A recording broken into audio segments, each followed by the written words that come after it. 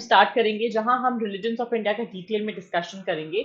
एक एक करके हम हर रिलीजन के बारे में जानेंगे, कौन सा रिलीजन किस तरीके से इंपॉर्टेंट है, क्या क्या उसके मेजर सेंटर्स हैं, क्या क्या मेजर पॉइंटर्स हैं, क्यों हमारे लिए वो सारी की सारी चीजें इतनी इंपॉर्टेंट है। ठीक है, तो अगर हम कभी भी बात करते हैं अबाउट द जैन ट्रेडिशन, अगर हम स्टार्ट करें with respect to the oldest religions of India, हमको पता है for the longest period of time Hinduism एक ऐसा बहुत प्रॉमिसिंग और एक बहुत प्रोमिनेंट रिलीजन रह चुका है।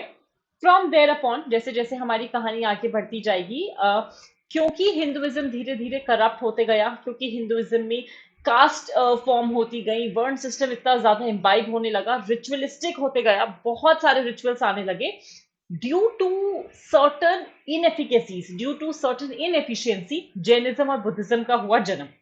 अब हम एक एक करके इन सारे एंशियंट रिलीजन्स को and along with that all the religions which are present in India, उन सबको हम डिटेल में पढ़ेंगे। सो स्टार्टिंग विद जैनिज्म, अगर हम जैनिज्म की कहानी पढ़ें, जैन ट्रेडिशन जो है वहां पे एक सक्सेशन होता है ग्रेट टीचर्स का, तीर्थंकार्स का। तो हम जिन 24 तीर्थंकारों के बारे में पढ़ते हैं, सेम सिमिलैरिटी इन लोगों की है बुद्धिज्म से। बुद्धिज्म में there is the one preacher that is lord Buddha, लेकिन यहाँ पे 24 जैन तीर्थंकार होते हैं जिनको ये लोग प्रे करते हैं, जिनके दिए गए लाइफ प्रिंसिपल्स पे, लॉज पे, जो भी जैन लोग हैं they try to follow it, उसको अपने लाइफस्टाइल में इम्बाइब करते हैं। जो लास्ट तीर्थंकार थे दैट वाज वर्धमान महावीरा, और जो पहले तीर्थंकार थे दैट वाज ऋषभदेव या ऋषभनाथ। 23rd तीर्थंकार थे पार्श्वनाथ, जिनका जन्म हुआ बनारस में, और अपेरेंटली ये माना जाता है 8 या 7 सेंचुरी बीसी के अराउंड वो रहे थे। अच्छा, एक प्रॉमिसिंग फीचर, एक कॉमन प्रैक्टिस जो सारे के सारे तीर्थंकारों में, या एक कॉमन कैरेक्टरिस्टिक जो देखने को मिला था, वो ये था कि सारे के सारे तीर्थंकार क्षत्रिय थे बाय बर्थ। तो जो हमारा वर्ण सिस्टम था, जहां पे हम वो एक ट्राइंगल बनाते हैं कि Brahmins at the top, followed by Kshatriyas, followed by Vaishyas and then the Shudras, उसमें जितने भी हमारे तीर्थंकार थे they belong to the second category, the second group which was the Kshatriyas. एक कारण ये भी हो सकता है कि क्यों सारे के सारे तीर्थंकर क्षत्रिय क्लैन को बिलोंग करते थे। इट कुड बी कि हिंदुइज्म में बहुत ज्यादा रिजिडिटी आ गई थी, और जो ब्राह्मण्स थे वो अपेरेंटली जहां पे दे वर्ड सेड कि भाई ये नॉलेज को परस्यू करेंगे, नॉलेज को स्प्रेड करेंगे, वो थोड़े अहंकारी हो गए। तो it could be one of the reasons. As a result of that हम ये देख सकते हैं कि एक सोसाइटल फ्लॉ की वजह से दिस थिंग टुक प्लेस। ठीक है, मूविंग अहेड, अब ऐसे कारण क्या थे जिस वजह से जैनिज्म का जन्म हुआ, जिस वजह से जैनिज्म बढ़ते गया, जहां हमको ये देखने को मिला कि जैनिज्म कंटिन्यूअसली स्प्रेड करते गया। ठीक है, तो अगर हम जैनिज्म के कॉजेस की बात कर रहे हैं, वैदिक रिलीजन बहुत ज्यादा हाईली रिचुअलिस्टिक हो चुका था, ये हम सबको पता है। तो जब मैं वैदिक रिलीजन की बात कर रही हूँ, मैं बात कर रही हूँ कि जो ऋग्वेद, अथर्ववेद, सामवेद, यजुर्वेद में जो टेक्स्ट दिए गए थे, उसके तहत जो वर्ण सिस्टम आया था, उसमें इतने ज्यादा रिचुअल्स थे that not every particular person could follow them. और अगर आप फॉलो नहीं कर पाते थे तो अपेरेंटली ये बोला जाता था कि आप एक पर्टिकुलर क्लास या क्लैन को बिलोंग करते हैं। तो पहले जहां पे वर्ण सिस्टम आया था on the basis of job, that men of knowledge are Brahmin, men of the people who are warrior, जो वॉरियर क्लैन को बिलोंग करते हैं वो क्षत्रिय हैं, the men of business are the Vaishyas, और शूद्रास होते थे जो आपके कॉमन लोग हैं जो डेली कोर्स करते हैं। लेकिन जैसे जैसे रिजिडिटीज आती गई वैदिक रिलीजन में, ये हाईली रिचुअलिस्टिक होता गया, हमको क्या गड़बड़ देखने को मिली कि बाय बर्थ ये होने लगा। सो अब और ये बाय बर्थ वाला सिस्टम आज तक चल रहा है। Let's say I am born in a particular clan, a particular gotra, so by the time I die I will remain the same person, जो मैं एक पर्टिकुलर रिलीजन को या एक पर्टिकुलर क्लैन को बिलोंग करती हूँ। ठीक है, सिमिलरली जैनिज्म पढ़ाई जाती थी पाली और प्राकृत में, लेकिन जो वैदिक रिचुअल्स थे, जो वैदिक रिलीजन था, वो पढ़ाया जाता था संस्कृत में। तो Sanskrit was not the language of the common man as was Pali and Prakrit. इसीलिए लोगों को लगा कि भाई ये बहुत इजीली एक्सेसिबल है, ये हमारी ही भाषा में हमें जीवन का सार, नेचर के लॉज, ये सब कुछ समझा रहे हैं। It was very easily accessible to the people of all caste, लोगों के लिए भी बड़ी आसान होता था इसको समझना, they could easily get in to it, समझ पाते थे। फिर इसके साथ साथ एक दिक्कत क्या आई कि भाई वर्ण सिस्टम बहुत ज्यादा रिजिडिफाई हो गया। किस तरीके से, जो लोग थे लोअर कास्ट के, बहुत मिजरेबल लाइफ को लीड करते थे, and over a period of time we saw कि जब जैनिज्म आया तो सम काइंड ऑफ डिग्निटी, एक डिग्निफाइड लाइफ की प्रॉमिस मिली to the people of the lower caste, ताकि उनको ये लगा कि अभी तक हमारे साथ जो शोषण होते जा रहा है, जो भी हमारे साथ गलत एट्रोसिटीज हो रही हैं, हम उससे उभर के कैसे आ सकते हैं। And as a result of that, when they saw कि भाई Jainism is offering us a very good place, a very decent place, an honorable place, something which we always wanted, a kind of respect which we always wanted. They were very happy. फिर 200 साल बाद जब महावीरा की death हो गई, उसके 200 साल बाद एक बहुत बड़ा फेमीन हिट हुआ था गंगा वैली में। ठीक है, ये गंगा वैली वो एरिया था जहां पे चंद्रगुप्त मौर्य का शासन चलता था। चंद्रगुप्त मौर्य उस टाइम बूढ़े हो चुके थे ऑब्वियसली, उनके बाद उनके बेटे बिंदुसार और उनके भी पुत्र अशोक, वो like they were the ruling king, वो आपस में बैठे हुए थे। तो चंद्रगुप्त मौर्य ने अपनी ओल्ड एज में जैनिज्म को अपनाया था। जब उन्हें जैनिज्म को अपनाया और ये फेमीन जब गैंजेस वाले पार्ट में आया, तो वो भद्रबाहु के साथ जो लास्ट आचार्य थे अनडिवाइडेड जैन संघ के, वो कर्नाटका माइग्रेट हो गए। And that is from where upon Jainism started spreading to south India. तो बहुत सारे जैन रिचुअल्स, जैन प्रैक्टिसेस इस सोसाइटल कॉज या इस एक नेचुरल डिजास्टर की वजह से भी आए। Jainism spread to south India because of a great famine in north India, पहला कारण। दूसरा, जैसे इनकी जो अलग अलग प्रैक्टिसेस होती हैं जहां पे over a period of time they will give up food and water, वो इनकलकेट या वो प्रैक्टिसेस आए इसलिए क्योंकि ये लोग एक फेमीन हिट एरिया से आए थे। एंड दे वांटेड कि अगर हम अपेरेंटली एक मील, एक टाइम का मील या एक दिन का मील जाने देंगे, that will help some other people. ठीक है, अब अगर हम जैनिज्म की बात करें, जैनिज्म के प्रॉमिसिंग एरियाज की बात करें, तो उस पर जानते हैं क्या क्या बातें बोली गई। तो जो महावीरा थे, not just one Mahavira but जितने भी तीर्थंकर थे, वो कोई भी भगवान के एग्जिस्टेंस में बिलीव नहीं करते थे। उनके लिए कोई सुपर पावर है, they could be somebody, जो यूनिवर्स है एक natural effect, natural phenomena, cause and effect के थ्रू बना है। बट उस टाइम तक बिग बैंग थ्योरी को समझाने का कॉन्सेप्ट नहीं आया था। तो ये बोलते थे कि कोई ना कोई कारण होगा, जिस कारण का नतीजा, जिस कारण का इफेक्ट या रिजल्ट ये यूनिवर्स है। पर अगर हम ये बोल दें कि it is God who did that, वो सब नहीं था। तो ये बिलीव करते थे कर्मा में और ट्रांसमाइग्रेशन ऑफ सोल में, कि मरने के बाद शरीर मरता है, आत्मा एक बॉडी से दूसरी बॉडी में चली जाएगी। कर्मा इज आपके जो एक्शंस हैं, आप डेली लाइफ में कैसे हैं अपने फेलो बींग्स के साथ, एनिमल्स के साथ, एक्सेट्रा। ये लोग फोकस करते थे इक्वालिटी पे, जहां पे कास्ट सिस्टम को इन्होंने absolutely out of the park knock कर दिया था। और लेकिन अच्छा, अगर हम बात करें जैनिज्म और बुद्धिज्म के मेजर डिफरेंस की, मेजर डिफरेंस ये आता है, बुद्धिज्म ने एब्सोल्युटली कास्ट सिस्टम को डिनाई कर दिया था, आउटराइट रिजेक्ट कर दिया था। जैनिज्म में ऐसा नहीं हुआ। जैनिज्म ने फिर भी कास्ट सिस्टम को समहाउ रखा और समहाउ उसको फॉलो करते थे, क्योंकि उनको पता था इतना इंट्रिकेट सिस्टम हम right out of the park knock नहीं कर सकते हैं। इनके हिसाब से, जैन फिलोसफी के हिसाब से, आदमी अच्छा या बुरा अपने कर्मों की वजह से होता है, अपने एक्शंस की वजह से होता है, not by birth. Just because you are born in a particular clan, particular kul, doesn't make you a good or a bad person. आपके जो एक्शंस हैं, आप अपने फेलो बींग्स के साथ कैसे हैं, वो रिजल्टेंट होगा, वो इस चीज पे रोशनी डालेगा, दर्शाएगा कि भाई क्या काम कैसे हो रहा है। ठीक है, अब जैन फिलोसफी बिलीव करती है दो एलिमेंट्स में दुनिया के, जीव और अजीव या आत्मा। ठीक है, जीव इज द कॉन्शियस पार्ट की जो अभी हम हैं, जो हम सोच रहे हैं ऑन अ डेली बेसिस, हमारे एक्शंस कैसे हैं। आत्मा इज द अनकॉन्शियस है, जिसको हम हमारा सबकॉन्शियस बोलते हैं, कि while we are sleeping something which is within us and which is working. From there upon उन्होंने बोला कि जो हम फॉलो करते हैं, तो there came the trinity, there came these three major philosophies of Jainism, जहां पे ये बोला गया कि right faith, right knowledge, right conduct, ये तीन चीजें हमको बहुत जरूरी हैं, जिसको हम त्रिरत्ना बोलते हैं जैन फिलोसफी का। इसी के तहत पूरी दुनिया चल रही है। राइट फेथ, राइट नॉलेज और राइट कंडक्ट। राइट कंडक्ट के सब पार्ट्स में 5 वाउस को ऑब्जर्व करा जाता है by Jain monks, by Jain nuns, by the Jain community as well. पहला होता है अहिंसा, दैट इज नॉन वायलेंस। फिर आता है सत्य, विच इज ट्रूथ। फिर आता है अस्तेय, विच मीन्स नो स्टीलिंग। फिर आता है परिग्रह, कि आप कोई भी प्रॉपर्टी को अक्वायर नहीं करोगे। फाइनली आता है ब्रह्मचर्य, विच इज एब्स्टिनेंस, जो कि लेकर आए थे द 24th महावीरा। ठीक है, अब अगर हम जैनिज्म की बात करें, जैनिज्म का जो स्प्लिट आया वो कब आया, जब भद्रबाहु साउथ इंडिया के लिए चले गए, तो स्थलबाहु रह गए नॉर्थ इंडिया में अपने फॉलोअर्स के साथ। And that is how the code of conduct started changing. तो स्थलबाहु ने चेंज कर दिया कोड ऑफ कंडक्ट, और उन्होंने बोला कि व्हाइट क्लोथ को ही पहना जाएगा। तो हेंस श्वेतांबर और दिगंबर दो सेक्ट बन गए जैनिज्म के।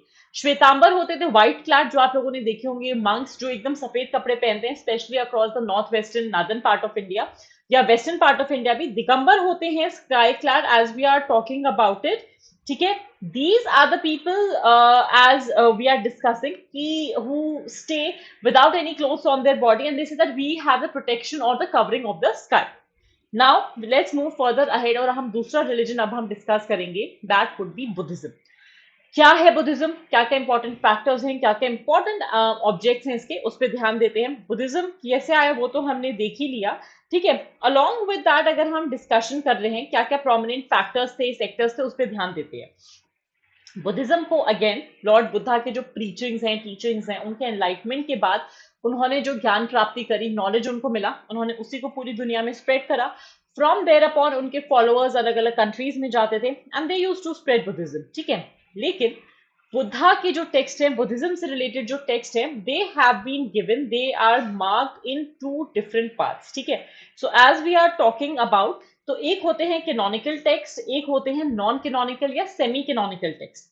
जब हम कैनोनिकल टेक्स्ट की बात करते हैं, ये वो टेक्स्ट हैं जो बुद्ध वचन है, अपने मुंह से बोले गए वर्ड्स जो बुद्धा ने बताए। तो canonical text as of now क्या हो जाएगा, right now anything which is coming out of my mouth from my subconscious, मेरे मैंने जो पढ़ाई करी, जो नॉलेज गेन करी है, उससे that would be the part जो मेरा वचन हो। तो canonical text of Buddhism would be Buddha के एक्चुअल वर्ड्स, गौतम बुद्ध के उनके एक्चुअल वर्ड्स जो कि नोट डाउन करे किसी ने, जहां पे basic tenets, basic principles Buddhism के आ गए। और इसकी 3 किताबें जिसको हम त्रिपिटका बोलते हैं, तो वी हैव विनय पिटक, सूत पिटक और अभिधाम पिटक, वो मैं आगे बताऊंगी।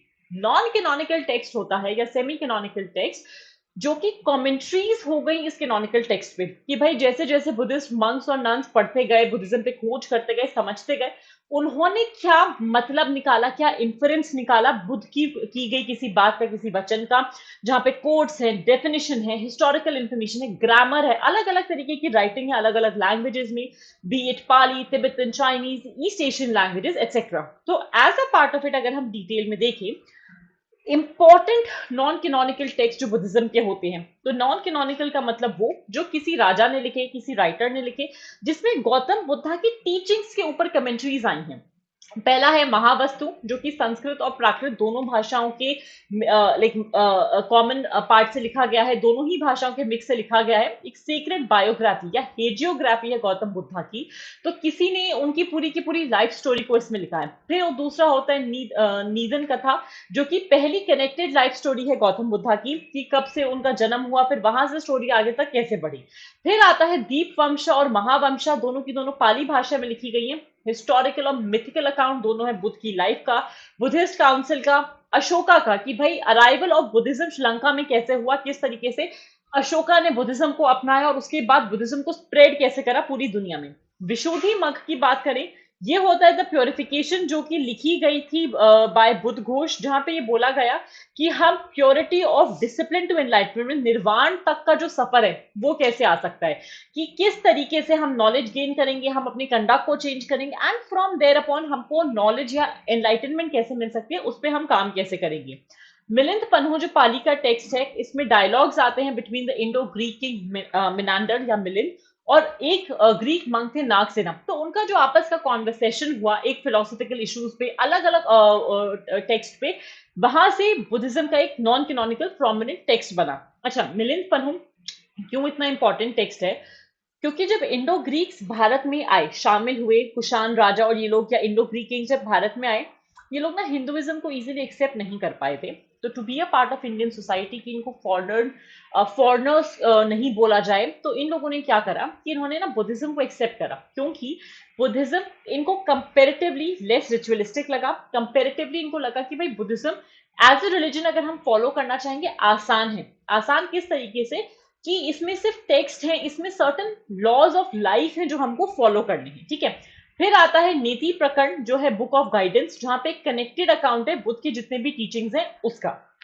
अब अगर हम बात करें कैनोनिकल टेक्स्ट, जो बुद्ध के अपने वचन है, जो बुद्ध के अपने अर्लीस्ट कंपाइलेशन है गौतम बुद्धा की टीचिंग का, उसको हम त्रिपिटका बोलते हैं पाली में, त्रिपिटका बोलते हैं संस्कृत में। तो पाली भाषा में ना आर जो अक्षर है वो नहीं आता है। जितने भी ब्रांचेस है बुद्धिज्म के, हर उसमें त्रिपिटका होती है। त्रिपिटका का मतलब होता है बास्केट या कलेक्शन। तो जो कोर स्क्रिप्चर्स हैं बुद्धिज्म के, उसको हम त्रिपिटका बोलते हैं, जिसमें हमारे पास सूत पिटक, विनय पिटक, अभिधाम पिटक आती है। सूत पिटक है कन्वेंशनल टीचिंग से रिलेटेड, विनय पिटक एक डिसिप्लिनरी कोड है, अभिधाम पिटक एक मॉरल साइकोलॉजी का कोड है। किस तरीके से तीनों किताबें काम करती हैं, क्या क्या इनके मेजर पॉइंटर्स हैं, वो भी देख लेते हैं। सूत पिता को बोला जाता है बास्केट ऑफ डिस्कोर्सेस, मतलब बुद्ध के वचन, जो भी शब्द गौतम बुद्धा ने बोले उनका डिस्कोर्स अलग अलग इश्यूज पे डायलॉग फॉर्म में। डायलॉग फॉर्म क्या होता है? जहां पे आप और हम एक बेसिक कॉन्वर्सेशन कर रहे हैं और उनको जॉट डाउन कर दिया है किसी ने, कि मान लीजिए आपने क्वेश्चन पूछा what is life, what is death, और उसका जो भी आंसर गौतम बुद्धा ने दिया होगा those have been jotted down. Vinaya Pitaka होता है डिसिप्लिन बास्केट, जहां पे रूल्स दिए गए हैं कि भाई मंक्स और नन्स जो मोनास्टिक ऑर्डर या बुद्धिस्ट संघ का पार्ट है वो क्या फॉलो करेंगे। इसमें पति मौका है कि लिस्ट ऑफ ट्रांसग्रेशन, मतलब जो जो चीजें इनको छोड़नी है या जो चीजें इनके लिए खराब है अगेंस्ट मोनास्टिक डिसिप्लिन, इनको कौन सी चीजों के लिए अटोनमेंट चाहिए, मतलब अगर इन्होंने इसमें से कुछ भी फॉलो करा so they need to atone for their sins, इनको माफी मांगनी, उसका प्रायश्चित करना है। अलॉन्ग विद दैट विनय पिताक की जो टेक्स्ट है उसमें doctrinal exposition, ritual text, biographical stories हैं, जटाका या जो बर्थ स्टोरीज हैं बुद्धा की वो भी दी गई हैं। फिर आता है अभिधाम पिताक, जिसको बोला जाता है the basket of higher teaching. इसमें जो स्टडी है, एक थरो स्टडी है सिस्टमाइजेशन की, कि जो भी सूत पिताक में चीजें दी गई हैं through summaries, through various questions, अलग अलग आंसर्स के थ्रू पूरी लिस्ट बनाई गई है। एंड अगेन अभिधाम पिताक इज मोर और लेस अ प्रॉपर क्वेश्चन आयर, एक सीक्वेंस्ड फॉर्म में कि सूत पिताक को और इजिली समझाया गया है। अब अगर हम गौतम बुद्ध की बात करें तो उन्होंने अपना पहला सरमन जो डिलीवर करा था वो सारनाथ में करा था अपने 5 कंपेनियंस के साथ, और वो सफरिंग के ऊपर करा था। इस इवेंट को बोला जाता है धर्म चक्र प्रवर्तन। निर्वाण का मतलब होता है एनलाइटनमेंट, जब उनको नॉलेज मिली। धर्म चक्र प्रवर्तन का मतलब होता है कि धर्म के चक्र को घुमा दिया या चेंज कर दिया, द व्हील ऑफ चेंज, की एक नया एनलाइटनमेंट मिली जहां से उन्होंने about life, about death, about everything in the universe he started questioning. उसके बाद बुद्धा 4 डिकेड्स तक घूमते रहे, जहां पे उन्होंने मंक्स और नन्स का एक संघ को एस्टैब्लिश करा, एक monastic order. Parinirvana is the death of Buddha. तो जो टर्म्स मैं बता रही हूँ, निर्वाण, परिनिर्वाण, धर्म चक्र प्रवर्तन, इसको याद रखना इसका एग्जैक्ट मीनिंग क्या होता है। Parinirvana is the death of Buddha, जो उनको 80 साल की उम्र में कुशीनगर में मिली, जो कि मल्लास, एक रिपब्लिक थी एंशिएंट इंडिया की, जब हमारे 16 महाजनपद होते थे, वहां पे उनकी डेथ हुई, जहां पे उनके लास्ट वर्ड्स थे all composite things decay, strive diligently. कि अगर आप मान लीजिए पंचामृत के बने हैं तो आप पंचामृत में समाएंगे ही एक पॉइंट ऑफ टाइम के बाद। तो आप लाइफ में जिस भी चीज के लिए कोशिश कर रहे हैं, मेहनत कर रहे हैं, सोच समझ के कीजिए, you need to strive very diligently for the same, ठीक है। अब बुद्धा के रिप्रेजेंटेशन के लिए अलग अलग सिंबल्स को अलग अलग टेक्स्ट में, पोएम्स में, अलग अलग जगहों पे यूज किया जाता है। तो लोटस और बुल दिखाता है बर्थ बुद्धा का, इट represents बुद्धा's birth। हॉर्स होता है रिनाउंसिएशन, जहां पे उन्होंने सब त्याग दिया। बोधि ट्री है महाबोधि ट्री, जहां जिसके नीचे उन्होंने अपनी समाधि लगाई थी, ठीक है। धर्म चक्र प्रवर्तन होता है उनका फर्स्ट सर्मन। फुटप्रिंट्स होते हैं निर्वाण, that he is moving towards enlightenment. 3 pillars जो बुद्धिस्ट टीचिंग के हैं, पहला है Buddha who is the founder, who is the teacher. धर्म विच इज द टीचिंग। संघ, जो ऑर्डर बना है बुद्धिस्ट मंक्स का और नन्स का, जिनको उपासक बोला जाता है। अब 4 नोबल ट्रूथ हैं जो कि बुद्धिस्ट टीचिंग्स का कोर बनते हैं, जिसको ऑलमोस्ट दुनिया का हर बुद्धिस्ट फॉलो करता है। पहला है दुख, मतलब सच क्या है, what is the truth of suffering. तो बुद्धिज्म के हिसाब से सबम दुखम, everything is suffering. Why so? अगर पोटेंशियल टू एक्सपीरियंस पेन क्या होता है, नॉट द एक्चुअल पेन, मतलब एक्चुअल दर्द नहीं कि आपका घुटना, एल्बो या सर दर्द हो रहा है, वो नहीं। सॉरो जिसको हम बोलते हैं, कि सॉरो कोई भी इंडिविजुअल क्यों एक्सपीरियंस करता है, और हर इंडिविजुअल सॉरो को कभी ना कभी अपनी लाइफ में एक्सपीरियंस करेगा। तो कारण क्या है उसका? द कॉज ऑफ सफरिंग, जिसको हम समुदाय बोलते हैं, truth of cause of suffering which is called trishna, this is which is desire. तो ये तृष्णा या ये डिजायर ही मेन कॉज है सफरिंग का, क्योंकि आपको किसी चीज की ख्वाहिश है, आप डिजायर करते हो किसी चीज के लिए, and every suffering has a reason, it is a part and parcel of living. अब let's say I am I'm striving for better health, yeah, I am striving for a increment or anything, just an example। तो मैं उसके लिए भी मेहनत कर रही होंगी, मैं उसके लिए भी पढ़ाई कर रही होंगी, I will be working on a healthier lifestyle, which means I will be giving up on some food items, or I will be gaining some knowledge। मतलब I am still suffering, I'm still going through certain things to bring myself to some position। फिर आता है निरोध, कि भाई इस truth को, इस सफरिंग को एंड कैसे कर सकते हैं, उसका क्या सच है।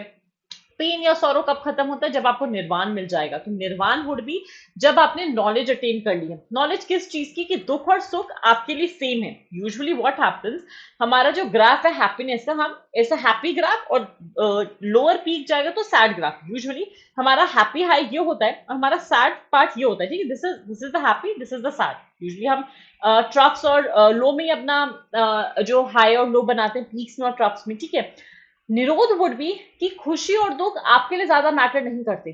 तो आपको कोई बहुत अच्छा इवेंट हो जाएगा, you are still the same. कोई बहुत दुखद इवेंट हो जाएगा आपकी लाइफ में, you are still the same. That is called as nirvana. अष्टांगी का मार्ग क्या होता है? कि ये जो सफरिंग है, जो हमने दुख के है, उसको अंत करने का, what is the true path जिसकी वजह से आप इस सफरिंग को खत्म कर सकते हो।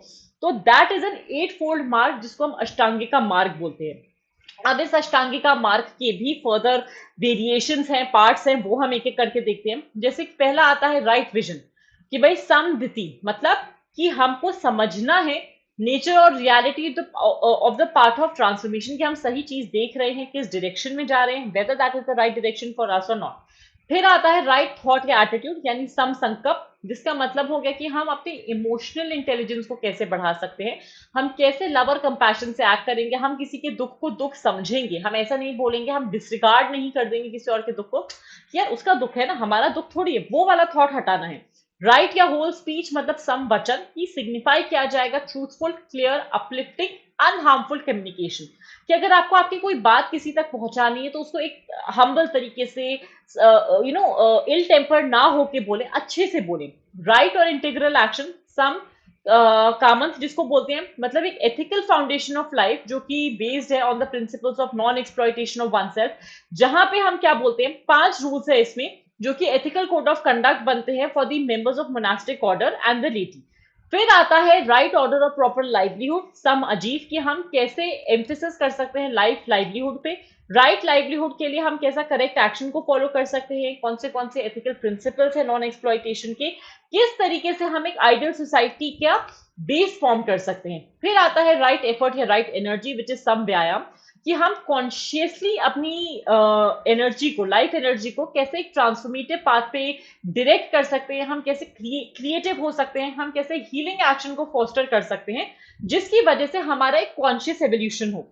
राइट माइंडफुलनेस या थरो अवेयरनेस, जिसको सम सती बोलते हैं, मतलब हम अपने बिहेवियर को कितना वॉच कर रहे हैं, हम अपने एक्शंस को कितना वॉच कर रहे हैं। मतलब अगर आप अपने आप को, जैसे बुद्धा बोलते हैं that if you hold yourself dear, आप अपने आप को अच्छे से देखेंगे, आप अपनी चीजों पे अच्छे से ध्यान देंगे, तो वो आप कैसे कर सकते हैं।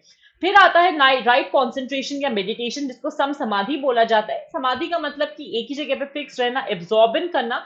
इसका ये मतलब हुआ कि आपकी पूरी बॉडी ने सारा का सारा कॉन्सेंट्रेशन एक ही चीज पे लगा रखा है, what ever is happening around your surrounding, उससे आपको फर्क नहीं पड़ता, और आपने अलग अलग लेवल्स या मोड्स ऑफ कॉन्शियसनेस और अवेयरनेस को प्राप्त कर लिया है। Now moving to one of the world's oldest religion which is Hinduism. तो हिंदुइज्म की कहानी कब से, कहां से, कैसे स्टार्ट होती है, वो भी जानते हैं। Hinduism is one of the oldest religions in the world, जहां पे एक वास्ट एरे है प्रैक्टिसेस का, there are a host of deities जो इस पे फोकस करते हैं। यहाँ पे अगर हम हिंदुइज्म की कभी भी बात कर रहे हैं, एक प्लेथोरा है, फॉर्म है, बिलीफ है, जो रिफ्लेक्ट करता है कि भाई देश की जो डाइवर्सिटी है, जहाँ पे 1 बिलियन से भी ज्यादा फॉलोअर्स हैं। And Hinduism is not just a religion, but over a period of time हमने ये भी देखा है that it is the way of life, जहां पे एक कल्चर है, वे ऑफ लाइफ है, एक कोड ऑफ कंडक्ट है, एक कोड ऑफ ह्यूमन बिहेवियर है। और बहुत सारे इंडिया की अगर हम बात करें तो हम हिंदू रिलीजन को डिस्क्राइब करते हैं एज सनातन धर्म, मतलब इटर्नल फेथ या इटर्नल वे, जिस वजह से चीजें सच होती हैं, थिंग्स आर ट्रू। ठीक है, तो हिंदुइज्म का जो टर्म है वो कहां से आया? पर्शियन टर्म है हिंदुइज्म, जो डिनोट करता है सिंधु नदी के तट पे रहने वाले लोग। तो जो प्रेजेंट इंडस रिवर जो पाकिस्तान में है, फिलहाल वहां पे बहती है, जो लोग उसके तट पे रहते हैं वो हिंदूज हैं। ठीक है, बिलीफ है बहुत सारे भगवान में, जहां पे हम मैनिफेस्टेशन बोलते हैं कि भाई ये सारे भगवान एक सिंगल यूनिटी का मैनिफेस्टेशन है, और किसी ना किसी तरीके से, किसी यूनिवर्सल या नेचुरल प्रोसेस के through all these gods are linked. Preference एक डेटी के ऊपर दूसरे डेटी का नहीं होता। ये मतलब नहीं हुआ कि हम बाकियों को नहीं मानते just because we are revering या प्रेइंग टू वन गॉड।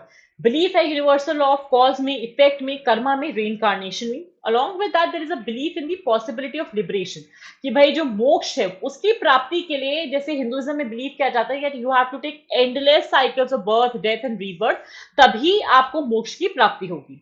बहुत सारे टेक्स्ट है हिंदुइज्म के जहां पे फंडामेंटल टेक्स्ट को हम जनरली इटर्नल रिवील टेक्स्ट में डिवाइड करते हैं। वो text on the basis of which humanity has learn something, जो कि लिखे गए हैं। तो वेदास एग्जाम्पल आते हैं फॉरवर्ड टेक्स्ट का। बाकी के जो पार्ट है, जो रिटन डाउन टेक्स्ट है, वो है हमारे महाभारत रामायण, जो कि लिखे गए टेक्स्ट है। जब हम बात करते हैं इटर्नल टेक्स्ट का, मतलब जो कि कहते हैं ना अपौरुष्य है। अपौरुष्य मतलब कि हमने सुनी सुनाई बातों पे या किसी ऋषि मुनि को बताए गए थे, वहां से वो टेक्स्ट आ गए थे, वैदिक टेक्स्ट। और जो चीजें लिखी गई हैं they are your written text. तो सेंचुरी से टेक्स्ट को ट्रांसमिट किया जाता है ओरली। प्रीस्टली कास्ट या ब्राह्मण को ये पावर दी गई है, या ये काम दिया गया है कि आप मेमोराइज करोगे इन सारे के सारे सीक्रेट टेक्स्ट को और इसको प्रिजर्व करोगे। Moving to the next religion of Islam. Islam की अगर हम बात करें तो Islam again teaches us a very very wonderful meaning, a very wonderful lesson, कि ट्रू पीस ऑफ माइंड को अचीव करने के लिए, श्योरिटी दिल में लाने के लिए आपको अल्लाह की मर्जी पे सबमिट करना है सब कुछ। You have to submit to god, और आपको उन्हीं के डिवाइन लॉ के हिसाब से काम करना है, ठीक है। तो द वर्ड मुस्लिम, इसका मतलब ही ये होता है any person who submits to the will of God regardless of their race, nationality और ethnic background. None of these things will matter.